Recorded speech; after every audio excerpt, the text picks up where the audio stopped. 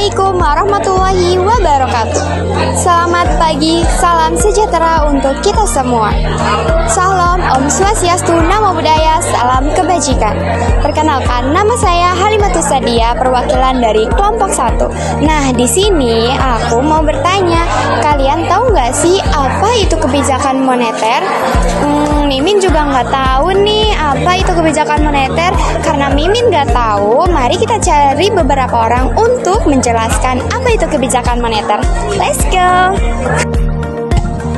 Kakak, permisi. Kakaknya cantik banget, aku boleh nanya nggak? Boleh dong, nanya apa kak? Apa sih yang dimaksud dengan kebijakan moneter? Jelasin dong kakak. Izin menjawab ya. Silakan.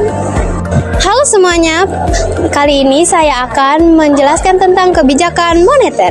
Kebijakan moneter adalah kebijakan yang dilakukan oleh Bank Sentral, dalam kasus kita Bank Indonesia, untuk mengatur jumlah uang yang beredar dan menetapkan suku bunga agar perekonomian tetap stabil. Tujuan kebijakan moneter dibagi menjadi 4 bagian. Yang pertama, menjaga stabilitas harga agar inflasi tidak terlalu tinggi. Yang kedua, mendorong pertumbuhan ekonomi yang sehat. Yang ketiga, menjaga tukar nilai rupiah agar tidak melemah. Yang keempat, memastikan sistem keuangan kita tetap tangguh dan aman untuk masyarakat. Alat-alat yang digunakan oleh Bank Indonesia. Yang pertama, operasi pasar terbuka. Bank Sentral membeli atau menjual surat penting untuk mengatur di kualitas. Yang kedua, suku bunga acuan. Bank Sentral menetapkan suku bunga untuk menjadikan acuan pasar dan bank-bank. Yang ketiga, ada cadangan wajib minimum. Persentase dana yang harus disimpan di Bank Sentral.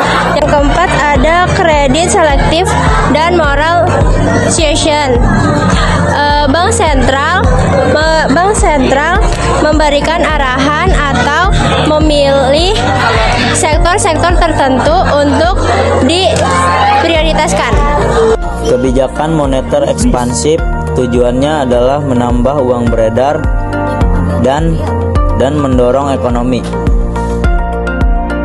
Dilakukan saat ekonomi lesu, inflasi rendah, dan pengangguran banyak.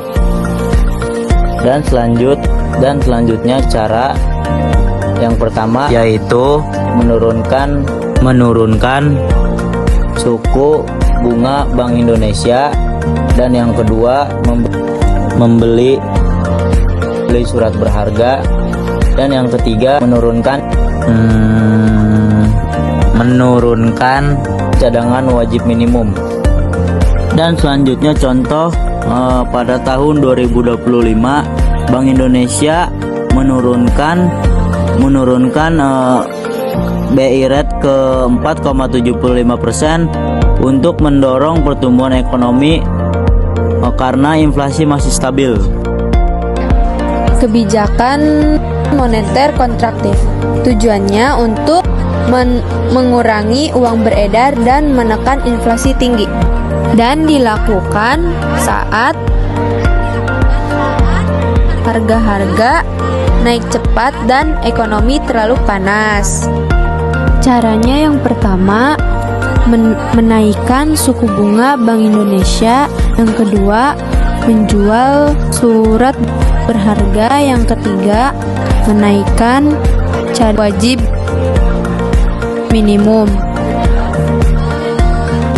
Contohnya, dari 2022 sampai 2023, Bank Indonesia menaikkan suku bunga hingga 6% untuk menekan inflasi akibat kenaikan harga energi dan pangan. Bank Indonesia memiliki peranan penting, yaitu salah satunya menetapkan kebijakan moneter, mengatur sistem perbankan dan sistem pembayaran, serta memastikan nilai tukar rupiah dan sistem keuangan berjalan secara stabil. Bank Indonesia juga harus memonitor inflasi, likuiditas, dan kondisi ekonomi secara keseluruhan. Bagaimana prosesnya Bank Indonesia melihat kondisi ekonomi? Seperti seperti pertumbuhan, inflasi, nilai tukar.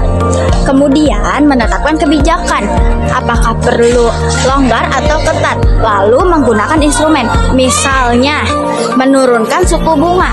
Setelah itu, efek akan muncul di bank-bank dan masyarakat melewati kredit, investasi, konsumsi, dan pada akhirnya akan berdampak ke ekonomi nasional. Anggota 8 contoh nyata di Indonesia di tahun 2025. Sekarang mari kita lihat contoh di tahun 2025. BI menetapkan suku bunga BI rate sebesar 4,75% pada Oktober 2025. BI telah menurunkan BI rate sejak 2024 sebanyak sekitar 150 basis poin. BI juga melakukan pelonggaran likuidis, misalnya pengurangan cadangan wajib, minuman untuk bank yang menyalurkan kreditor ke kantor. Contoh penurunan BI rate dan langkah likuidis ini adalah kebijakan moneter ekspansi yang ditujukan untuk mendorong pertumbuhan ekonomi ekonomi sembari inflasi masih dalam target. Dampaknya dengan suku yang turun diharapkan kredit ke bisnis atau masyarakat naik, pertumbuhan ekonomi meningkat. Namun tantangannya transmisi kebijakan ke perbankan dan menurunkan suku bunga kredit. Tantangan lainnya menjaga agar kebijakan langgar ini tidak menyebabkan inflasi kembali naik atau nilai tukar rupiah melemah. BI menahan suku bunga pada 4,75% Oktober 2025 karena mempertimbangkan stabilitas nilai tukar. Jadi, kesimpulan kebijakan moneter adalah alat penting bank sentral untuk menjaga ekonomi tetap sehat dan stabil. Contoh nyata di Indonesia tahun 2025 menunjukkan bahwa BI memilih kebijakan yang mendukung pertumbuhan dengan tetap mengawasi inflasi dan nilai tukar. Mari kita sebagai masyarakat memahami bahwa keputusan suku bunga dan kondisi ekonomi global berdampak ke kehidupan kita sehari-hari, mulai dari biaya kredit, tabungan, dan harga barang.